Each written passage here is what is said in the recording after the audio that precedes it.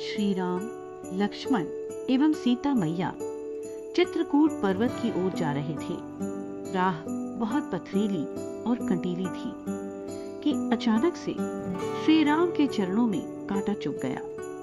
श्री राम रुष्ट या क्रोधित नहीं हुए, बल्कि हाथ जोड़कर धरती माता से अनुरोध करने लगे।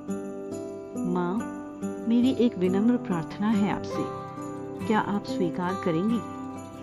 धरती माता बोली, प्रभु, प्रार्थना नहीं, आज्ञा दीजिए।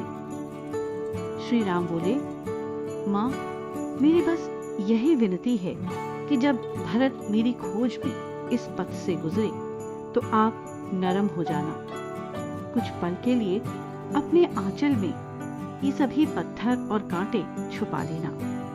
मुझे कांटा चुभा सो चुभा, पर मेरे भरत के पांव में आघात मत करना। श्री राम को यूं व्यग्र देखकर धरा दंग रह गई।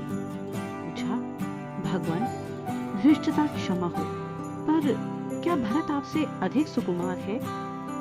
जब आप इतनी सहजता से सब सहन कर गए तो क्या कुमार भरत सहन नहीं कर पाएंगे?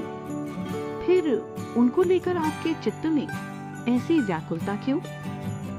श्री राम बोले, नहीं नहीं माते, आप मेरे कहने का अभिप्राय नहीं समझी। भरत को यदि कांटा चुभा तो वो उसके पांव को नहीं, उसके हृदय को विदीर्ण कर देगा। हृदय विदीर्ण? ऐसा क्यों प्रभु?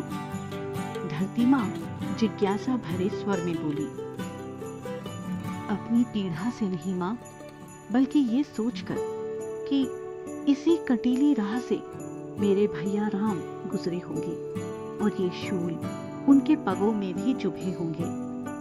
मैया, मेरा भरत कल्पना में भी मेरी पीड़ा सहन नहीं कर सकता, इसीलिए उसकी उपस्थिति में आप कमल पंखुड़ियों सी कोमल बन जाना। रामायण कथा के इस अंश का अर्थात है, रिश्ते अंदरूनी एहसास, आत्मीय अनुभूति के दम पर ही टिकते हैं। जहाँ गहरी आत्मीयता नहीं, वो शायद रिश्ता नहीं परंतु दिखावा हो सकता है। इसीलिए कहा गया है कि रिश्ते खून से नहीं, परिवार से नहीं, मित्रता से नहीं, व्यवहार से नहीं, बल्कि सिर्फ और सिर्फ आत्मीय एहसास से ही बनते हैं और निर्वहन किए जाते हैं। जहाँ एहसास ही नहीं, आत्मीयता ही नहीं, वहाँ अपनापन कहाँ से आएगा? Relationships are made and nurtured through inner feelings and emotions, where one is not connected through congeniality and affinity. Maybe that relationship is not mature enough to survive.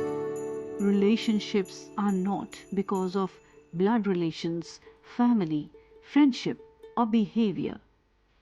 Relationships survive only because of deep inner feelings of compassion and affinity.